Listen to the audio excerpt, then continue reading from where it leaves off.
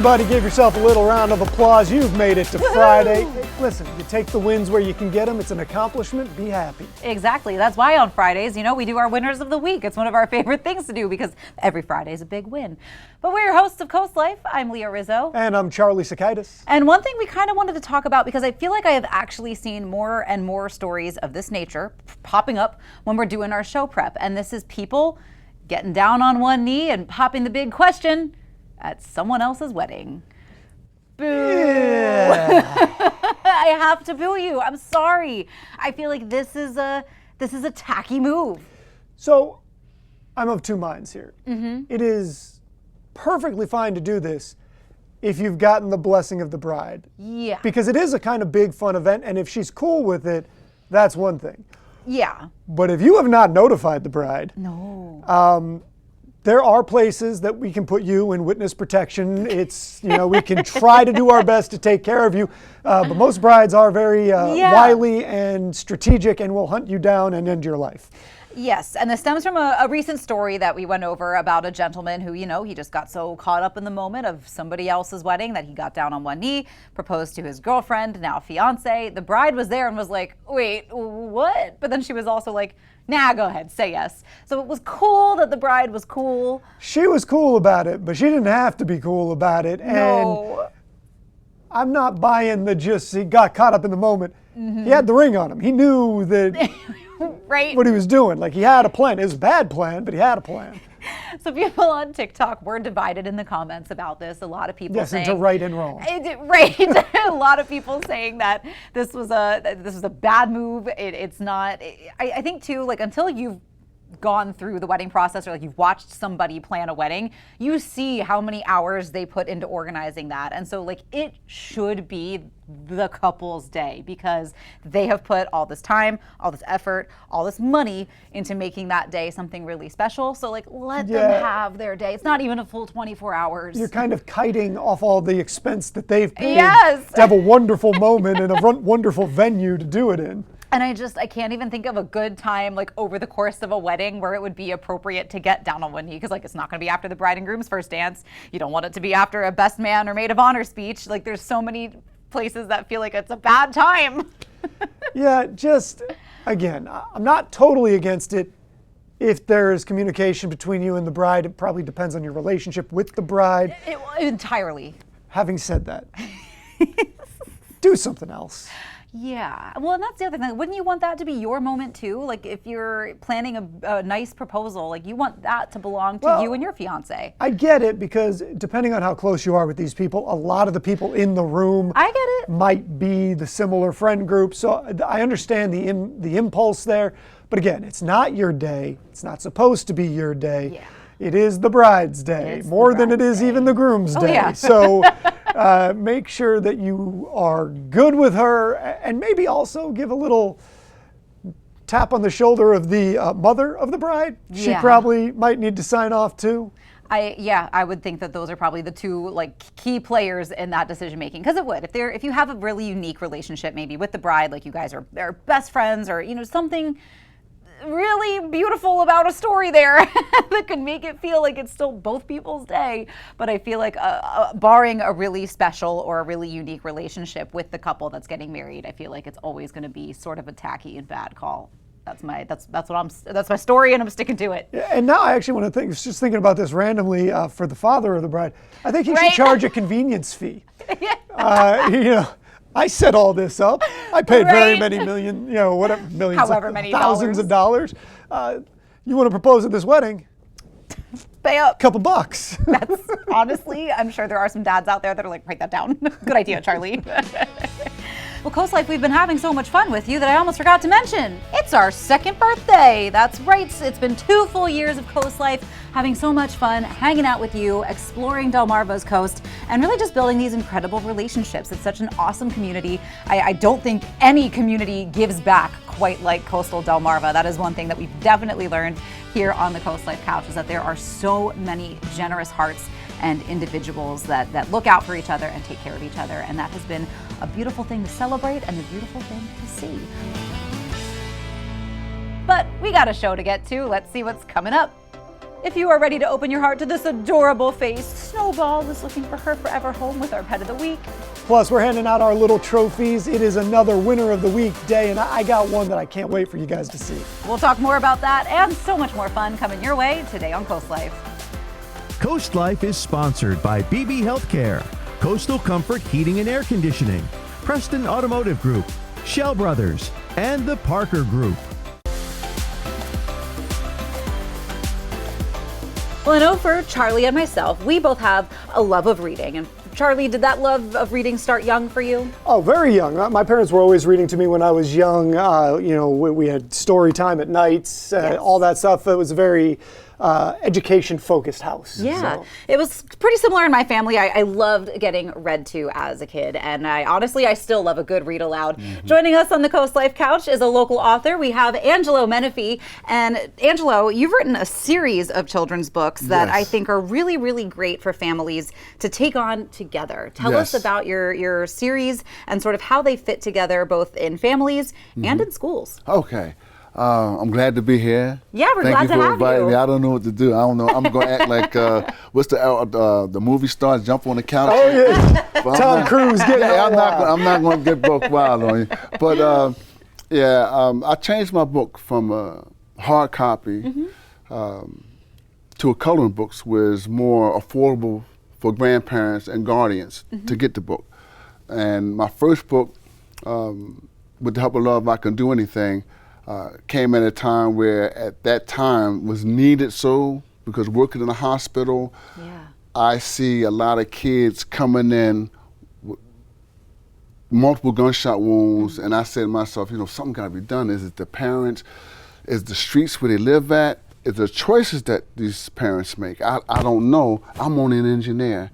And what made me write that first book was when I seen this, doctor, break open the rib cage, massage the heart, and all I seen was glass marbles in the kid's eyes at 9. It's too young. It's too young. It was too much for me, and that's what made me write my first book. And then as time went on, I wrote another book, hard copy, about Billy, and all my books is multicultural by design. I love that. And it's not about the color of the child or religion or race. It's about, can you do the steps? Can you teach your kids how to put their shoes on the right way? Can you teach them how to look for the tag in the back and see if I have my shirt on the right way? Raise your hand in school when you have something to say. Excuse me, thank you, good morning. How to set a table. I learned that when I was 6 years old, because my mother and father had rules where you learn young how to wash dishes. If you was my little sister, I say, well, my older sister, I said, you dry, I'll dry, you wash. Yep. So everybody had the particulars. So I kept it in a series of how to do chores, because summer's here doesn't mean that you stop your chores. Not if you don't want to get in trouble. Not if you don't want to Still on that allowance. That's right. Whether you do your chores or ask your neighbors, can I cut your grass? You get about 12, 13 years old, there's other things that you can do besides stand on corners, hang with your boys. But when parents have a borderline to say, you're going to learn to do this. And that's what made me keep it in a series of responsibilities. That's why I have Billy's First Summer Vacation and Billy's First Summer's Job. And now my fourth book came out. I'll let you say it. I'll let you say it. We got, let's meet Billy's Special Olympian friends. There you go. I love this. Did you By the see way, the the drawings look amazing. It looks like a lot of fun here. Yes, it is. Yes, it is. And when you meet these children, which I have, it's amazing the art that they have within themselves. They don't worry about what their hair look like we do. Right. What clothes they got on. They hope to be loved and liked and appreciated. And that's why I wrote this one, that give parents opportunity. It's not so much the coloring book, it's so much the participation of parents to get involved with their kids and stop letting other people or facilities do it for them, because they can do things themselves. And you got some of the 40 and 50 years old very special. I think they're special when I think we have to catch up. Well, and it seems like these books leave sort of a scaffolding to learn about the steps of life. That's a hallelujah moment. So let me ask you, Yes, where can somebody get a hold of some of these? If somebody wants to try to, they like what we're saying here, they like what they're hearing from you, they want to take part. They can get in touch with me at www.angelokmenefee.com. We have more that we got to talk about because I Yes. want to ask you some Yes. questions about Yes. how you got into the process of writing. So we're Yes. going to take a quick break, Yes. everybody. We'll have more with Angelo right after this. Stick around. Coast Life continues after this. We've been having a great conversation with Angelo Menefee here. He's an author. He writes books for kids for really to try and give them some building blocks for life. We've talked about the books some. We've talked Yes. a little bit about what inspires you. Well, when did you become a writer? At what point in your life were you a writer as a young kid? Did you pick up at writing as a passion project later? How did it happen for you? Well, it happened to me, like I said, when I was an author, when I was an engineer.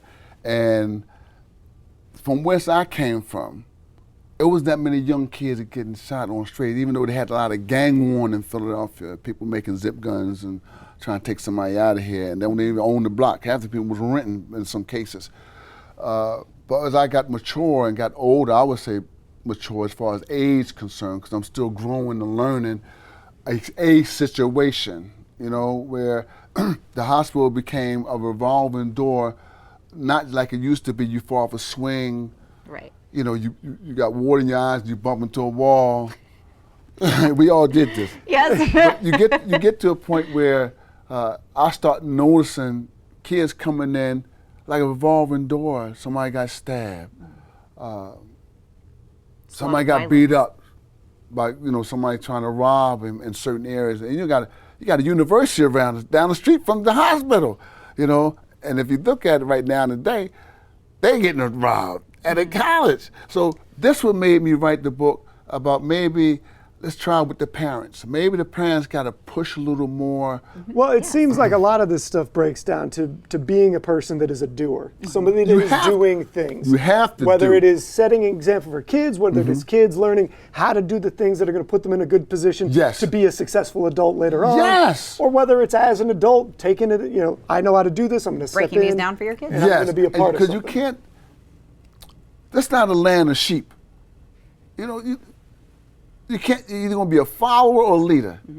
And at the end of the day, you're going to have to learn to think and do for yourself, no matter who you're around, no matter how much impressiveness that somebody gives you.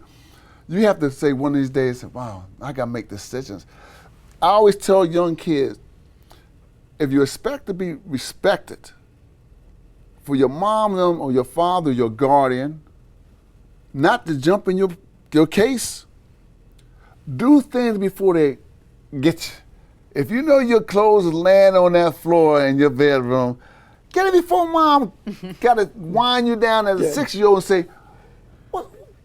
Did you clean your room?" Get ahead of the curve. Again, what's going on?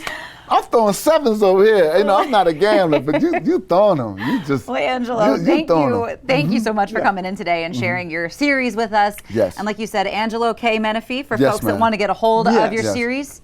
Go ahead and pick these books up, especially if you've got kids. You can have conversations about them, and it seems like a great device to really put in some of those important lessons to learn at a young age. That's right. So we'll give you some time to check that out, and maybe you've got your stories to read with your kids tonight. Well, Angelo, thank you again for coming in today. Thank you so much for having me. Thank you so much. You batting 100. I'm telling you. Just a good Whoa. day. Yeah, Just a it good is. day. Because this is our buddy bench. We're staying put on the buddy bench, but we do have to take a quick break, but Coast Life will be right back.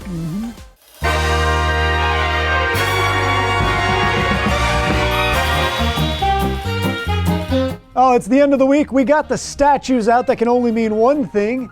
it's time for our winners of the week. Da, da, da, da, da, da, da. I tell you, I'm trying to give you a different song every time because I can never remember which one I did last week. So We'll take it. That's fine. you know, sometimes you got to do your own sound effects.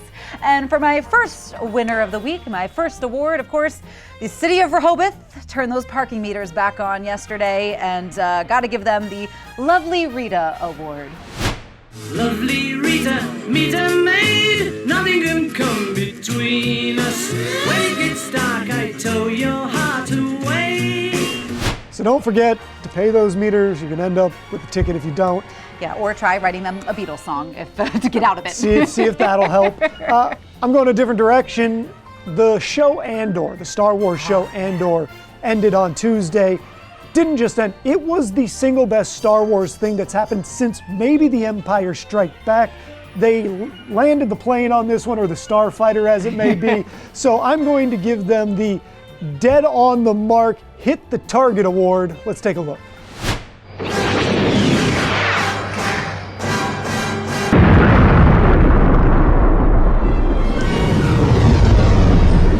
And I gotta be honest, not just one of the best Star Wars things, that's one of the best television shows that I have seen in the last decade. You don't even have to be a Star Wars fan to get it. There's no lightsabers in this thing. It is pretty much, about the rise of fascism. Yeah, I mean that's what you have said, and I've heard a similar sentiment from other people who have dug in and watched Andor. So I will have to give it a watch because I'm always craving good TV. Speaking of good TV, my next award is a soundbite from one of my favorite shows, and it's going to me, myself, because I finally planted my garden for the year. So I'm giving myself the Nick Miller Gardening Attempt Award. So I've decided to give up on women and put all that energy into tomatoes. I think yours is going to go better than Nick's. I'm I just going to hope so. throw that out there. I think you're going to do better. I have had previous success with tomatoes, so we'll hope that this time that success remains. And so for my last award, we covered this story on the news yesterday. We actually covered it as well right here on Coast Life. 80 years ago, a German sub surrendered off the coast of Delaware. It was towards the end of World War II, big deal. Now we talked about Star Wars earlier already. True. Harrison Ford was in Star Wars. He also played Indiana Jones, so I'm giving the Punchin' Nazis Award to that sub.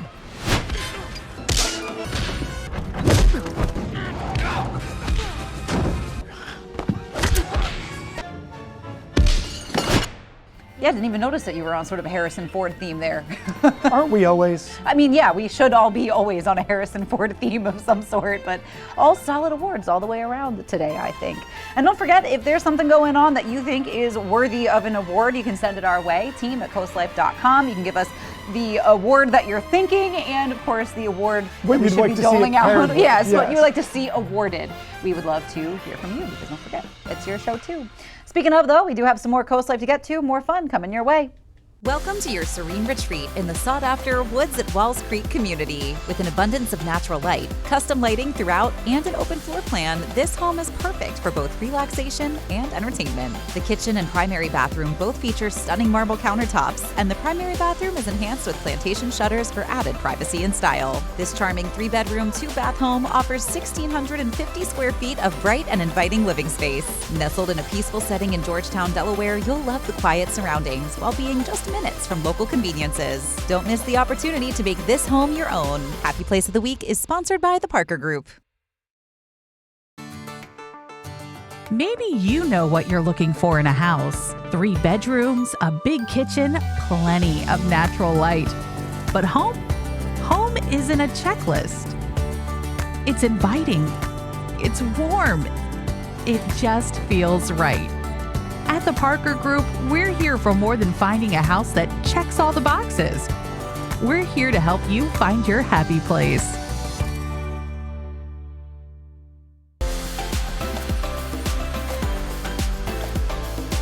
Wouldn't you like to wake up to this precious face every day? That's a Snowball, and she could be all yours with our friends at Humane Animal Partners. We've got Lee McKinley joining us to tell us a little bit about Snowball, and I mean, since she got here, she has just been an angel. She is. She's one of the girls. Yes, she is.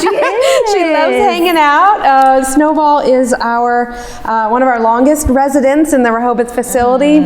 She's almost 6 years old, and we're calling her an Oreo cookie lab terrier mix, but nothing but 100% beauty and charm. So yeah, Snowball's been wonderful. She's been with us for about a month here in Rehoboth as an owner surrender, and so she's really hoping that a new home will open up and welcome her soon. Oh, I know it will, because she really is. She sits all pretty. She's quiet. She's sweet. I mean, anything else about her demeanor that people should know? She's a strong dog, right? So Sure. she's bigger, and she is interested in squirrels. Sure. So, somebody that's going to be able to handle her on the leash is important. But, other than that, she's at almost 6 years old. She's really chill. She loves to snuggle and lean in for the hugs and the pets and the treats and all that good stuff. So she'd be a great home for someone who can enjoy a couple of good walks every day, but also, doesn't mind just having a low-key lifestyle. Now, Lee, something else you were telling us about Snowball, where she's kind of out in the shelter, and sometimes the dogs do this when they've been here for a while. I mean, she's sad when she's there. Yeah, it's a little bit of kennel stress or kennel depression is what we call it. So sometimes when she comes back in from a walk, we'll see her with her back to the door in the kennel. I know it's just heartbreaking, but it's a tough place to live. Yeah, sure. In a small kennel, especially because you said she's been here for a month. Yeah, and for a dog that loves affection and the human attention and cuddling. She doesn't want to be hanging out by herself in the kennel. So that's why we're trying to get her out more as often as we can with volunteers and staff and her TV debut. So Yes. we're hoping this helps. She is a slightly bigger dog, so if you've got a bigger heart, you can welcome Snowball into your home. But you guys also have a lot going on with the shelter, as always. You've got a pretty big fundraising event coming up, and I know we are in kitten season. You guys also have an event to keep those cats from reproducing and having more of a kitten season. Oh man, kitten season is in full swing. Yeah. Yes, we've got a lot going on in the next month or so. I'll start with, on Monday, we have a spay-neuter day for owned cats. We do still have a couple of spots left, so it's a free spay or neuter, and it comes with a rabies vaccination as well. Yeah, so that's really important to help control that cat population that is a little bit out of control. And then on June 6th, our first big signature fundraising event in Sussex County. It's called Wags, Whiskers, and Wine, and tickets are on sale. They're available on our website right now, so we'd love for you to join us. We call it the Summer Soiree, and it's at Honeybee Barn in Milton. Fun. So it's a really beautiful venue, and it's a lot of fun. So check out the website for all those details. Fantastic. We'll give you a minute to do that. And if you think Snowball would be the perfect fit into your home, where can they come visit her? Our adoption center on Coastal Highway, right in Midway Plaza. You can also head to our website, humaneanimalpartners.org, to check out all the fabulous dogs and cats across our 3 locations. All right, Snowball, what do you think? You sound like you're ready for your forever home. Yeah, we're gonna get you there. We're gonna get you there. How do you feel about some more Coast Life? Yeah, pretty good. There's more of that coming your way.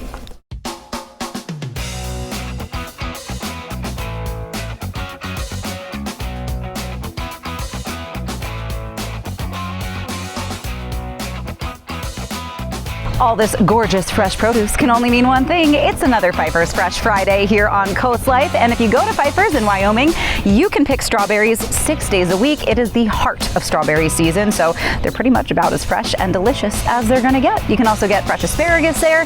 And for a limited time, you can check out these fresh strawberry donuts. How amazing do those look? I know, your mouth is watering. On Saturdays, it's Spring Fest, so you can check out live music, the kids' play area, food trucks, tractor truck rides. It's going to be so much fun on Saturdays at Pfeiffer's in Camden. You can also check out their Dewey Beach Kitchen location where you can shop some other fresh produce. You can get yourself a sandwich, perfect for those awesome, relaxing beach days. Don't forget to ask about their Play Pass. You pay once, you can play every day. And that's valid spring through fall.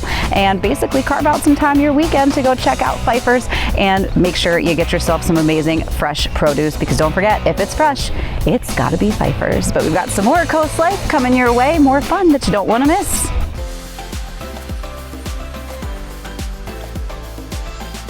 I hope everybody's got their popcorn ready. We are talking movies today. We've got Rob Rector, Rob Waters, both in with us.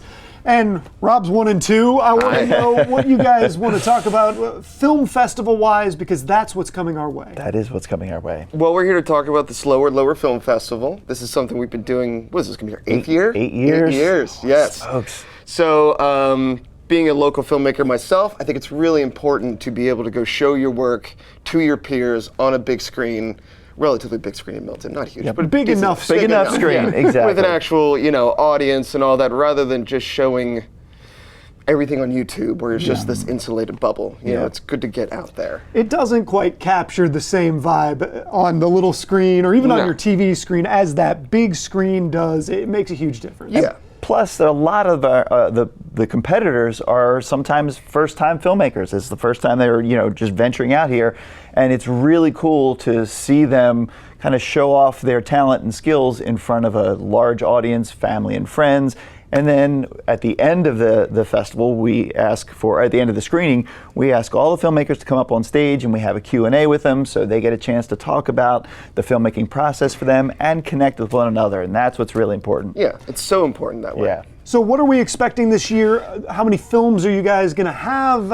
If somebody wants to go, what do they need to know? Those are the things that we got to get through here. The number's fluctuating. We're working on that. We have a decent amount. We got plenty. Yep. It's a matter of whittling down to a point where it's not going to be like 5 Lord of the hours. Rings. Yeah, we don't want this to be a Lord of the Rings. So how many do you think we got right now at this point? So we have somewhere between 13 and 15 films, and they are short films. So we ask for the maximum length to be about 30 minutes. So then we'll compile all those, put those together, maybe have a little intermission there to give everyone a breather. But we also will have a voting competition for an audience award. We do a general audience award where you do live voting, we'll tabulate it, and then give them the honors at the end. And not to scare your audience, they're all not 30 minutes. They're all usually 5. That's kind of the average. That's the average. Yeah. So those short films, it's a chance for somebody that wants to be a filmmaker to get kind of a proof of concept out there in some ways. Yeah, I work at the local college here, and I know we have a lot of students at the college who are kind of a little bit nervous about having it seen in front of a large audience, but this is a great opportunity for them because it's a smaller venue, but it's also the opportunity to feel like you are the next Spielberg. Yeah, there's nothing like it. I remember the first time that I got to show my film in front of an audience, and this is back in the day at the Rehoboth Film Festival. Yep. And it was it was horrifying in a part of way because the film was not very good. Yeah, it was. I saw it. It was not very good. But it still was one of the things that kind of pushed me to keep going. Seeing that audience reaction and, just understanding how important it is. Well, and the only way to get better at anything is to do it. Yes. So this is an opportunity to, again, as you guys pointed out, have that movie on screen, have people see it, hear the way the crowd kind of reacts or doesn't react to things, and then also to see, going back to the big screen, little screen, how shots look compared on that big screen to the monitor you might have at home or whatever it is. There's a lot that you see when you're on a zoom wide camera where it's like everything looks fine, and then you blow it up on a 20-foot screen and you're like, ooh, I really should have edited that out, or I shouldn't have had that in the background. So it's a good opportunity to kind of, tweak it a little bit. So then the next competition, that was the other thing we should also mention, is that it's free to enter a film here. So all the filmmakers don't have to pay. They pay for admission. Usually you have to. For a film festival, you usually have to pay a lot of money to get into something. Yeah. And you won't be, there's a huge chance you wouldn't get accepted. Yeah. One of my favorite things is usually all the directors are there. So if you're watching one of these films and you're kind of curious how they did it, you can go talk to the actual director, how did you do that shot? That was amazing. Yeah. Please, I want to know how you did that. Can I have your camera? Yeah, can I have your camera? It's great because we have kind of, over those 8 years, we've built a kind of local filmmaking community. Like, there are staples that we will see have an entry every single year, and it's great to watch them evolve as filmmakers as well too. So, I think that has kind of helped us because they know how we operate now and we know how they operate. So there's a little bit more of a fluidity with the evening than in those first few years. And we have to give, last thing on this, like, we have to give a big thank you to the Milton Theater. Absolutely. Because they have supported us from the very beginning. Because there are times not many people showed up, but now we've gotten a good, an audience. Yeah, audience for us. Well, since we're talking about the audience and showing up, when is this? When can people go? How do they get tickets? Probably important. You go on that one. You're better with dates than me. It will be on Wednesday, May 21st. Doors will open at 6 o'clock, and then the screenings will begin around 7 o'clock. And I think it's $5 for students and seniors and $10 general admission. Well, everybody, I hope that you get a chance to go to the Milton Theater, support this film festival, because you've got this up-and-coming group of filmmakers that are going to be trying to put something out into the world, be creative. I think we always support that here on Coast Life. Guys, thanks for coming in. Thanks for having us. We'll have more, maybe modern film discussions here coming up in just a few moments here on Coast Life.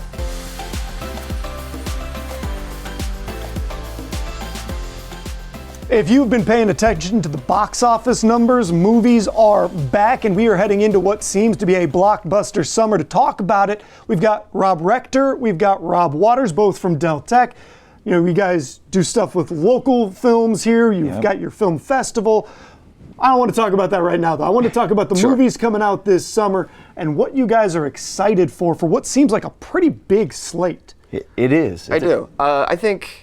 Well, it's going to be a summer of just sequels and all that. The thing that's weird is that this summer started out big with Sinners, which is an original film. We're not going to see another one like that all summer. We started out with this completely original concept and Minecraft movie wonderful too. film. Minecraft movie, which is exceeding expectations as well too. By a lot. By a lot. Big numbers. But going back to Sinners real quick, what I thought was interesting about that movie from a box office standpoint was that it had a good opening weekend, but it kept audience for weeks. It's one of those movies that really makes the argument that they should have a longer theatrical release. It's true. Shortest drop off from first to second week ever. I think it was 6%. Most films, they drop off usually over about 30 to 50%. And if it gets beyond that, then you're in trouble. But this one had a 6% decrease, which is just unheard of, especially for a film that is 2.5 hours long. Yeah, and the word of mouth is just so good on it. It really is. And you can see that when you've got it, even though it was an original script and those are hard to get those numbers with,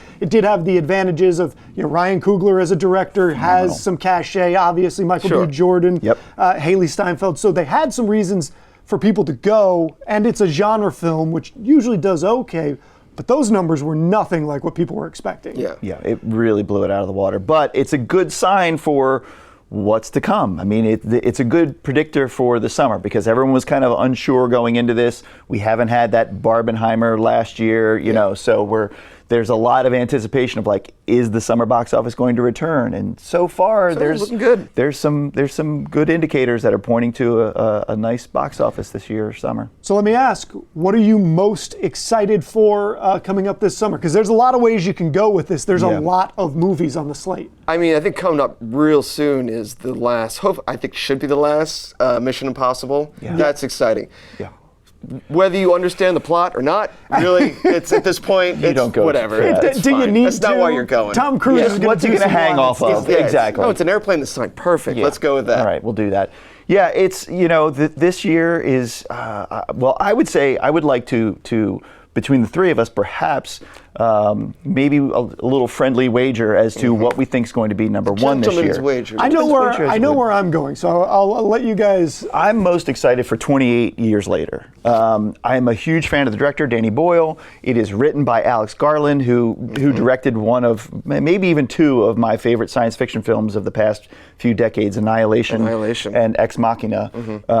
And it's been 25 years since the original came out, and it's just it doesn't make me feel old at all. It still holds up. Both of the original 28 Days Later and 28 Weeks Later, I just watched them recently, and they both still hold up really well. And we wouldn't have Walking Dead, The Last of Us, all of those were it not for that 28 days later. It's going to do huge numbers. I think one of the things that's going to help it too is that for a while you couldn't get the previous movies on streaming. Right. That's now been rectified in the lead up to this. Yeah. I think that's going to help it build up some numbers too. Yeah. I'm curious if it's going to do well. I don't know. I'm on the fence. I don't know I mean, either. I'm excited to see it. That's what I'm excited for. But financially, I don't know. What I think is probably going to do well this year, I think there's going to be a kind of a two-way race with the top, and that's going to be How to Train Your Dragon, the live-action remake, which is going to be remade by the same director as the animated one, which but there's enough time, there's enough distance between the first one, which was 15 years ago, and this one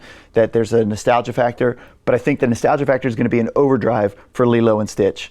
It was released in 2003, I think, so most of the kids who have seen it at that time are now the adults, and for nostalgia's sake, they're going to bring their kids to it, and that's going to bolster the I also think that I don't think every animated movie lends itself to live action, but I think Lilo and Stitch does because most of the movie could be actors with the exception of I agree. the aliens. It's like the one I've seen that of the Disney remakes that usually are pretty atrocious. This is the one I was like, oh, this can make sense. This looks pretty entertaining. So where are you going for your big budget movie? I'm going with Superman. Bold swing. I know. I think Bold it's gonna. swing. It has such a bright, fun look, and I think people are just excited. I think superhero movies are coming back this summer because Thunderbolt came out and it was solid. Fantastic Four. I'd say Thunderbolts was better than solid. I think it was really good for them. Mm-hmm. It was like a good return to form because it reminded me almost of Iron Man, the first Iron Man. There's a lot riding on that Superman movie. I mean, this is James Gunn's takeover of the DC EU extended universe, and everything is kind of, all eyes are on this to see if it makes it or not. And I'm a huge fan of James Gunn. I am too.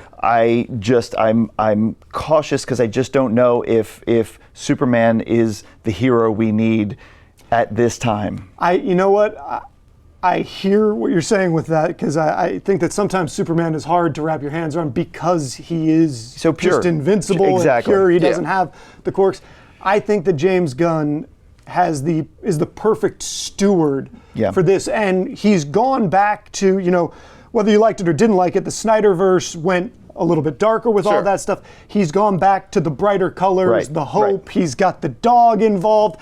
I think that Superman is going to be the summer smash of the year. I think it's going to put up the biggest numbers, and I'm not even sure it's going to be particularly close if he can pull it off. Okay. I think these, like that and Fantastic Four, the way they are both positioning themselves, I think to me they're exactly what we need because it's a little dark right now. So those are bright. There's like, it's the older futuristic look where it's just like, tomorrow's going to be great. Don't worry about it. It's like, there's so much hope and joy that I haven't seen them yet, but everything I've seen so far, it just has that bright Jetsons vibe. Yeah, and it's like, the future can be great kind of feel. And when you talk about the Superman trailer, they hit you with the score and you just get those goosebumps and you start to feel it. So that would be my pick as the best grossing. I'm excited though to see The Phoenician, the latest Wes Anderson film that's coming out. I'm just like a season ticket Wes Anderson holder. How did you pronounce it? Because I was reading Phoenician. Phoenician. I had no idea. Yes. Yeah, Okay. so I wasn't even close. I'm excited for that. I'll ever since I first saw Royal Tenenbaums, I'm in on everything Wes Anderson does. Absolutely, and I'm excited for that one too. It'll be a smaller hit if it is. It's not going to near those other numbers. French Dispatch, I think, was his last one. No, Asteroid City was his last one, which was really good, but underseen. But and very Wes Anderson-y. And this one does look very Wes Anderson-y. And Benicio del Toro's in there. Exactly. Benicio del Toro. The last one, I thought he kind of went up his own butt a little too far. It was like Wes Anderson plus Wes Anderson. It was a little too much. Wes Anderson squared. Yeah, it could go too far. But this looks more like the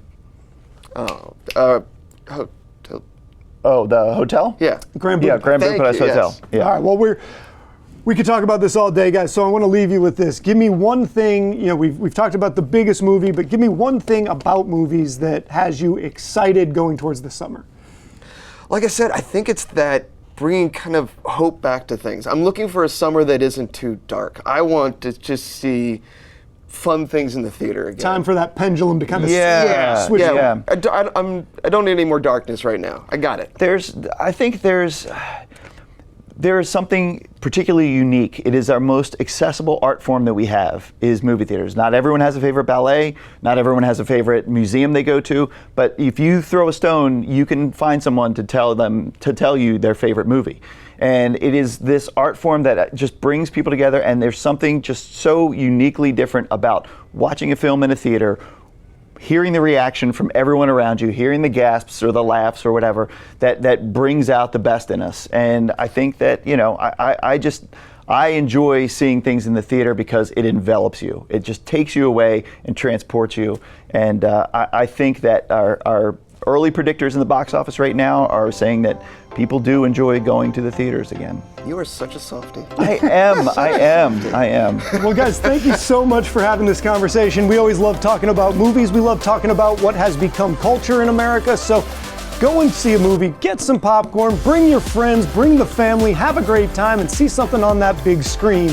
We're going to get out of here, but there's more Coast Life coming up right after the break. Hopefully you have a great weekend planned. We're going to let you get to that. I know Boardwalk Rock is taking over Ocean City this weekend. Things kick off Saturday. Lots of incredible musical acts coming through the area. I know a lot of rock fans are going to be pretty excited about the whole festival. I mean, I can't pick a favorite, but I think I can pick a favorite, and I'm very excited to see Nickelback on Sunday. I know it's a slightly controversial opinion, but I don't think it's going to be, and I think I'm going to come back with more stories from Boardwalk Rock for you on Monday. For now, though, we'll let you get to your weekend. Downstairs getting ready for Coast TV News at 5. That is up next. Have a great weekend, and we'll see you for some more Coast Life on Monday.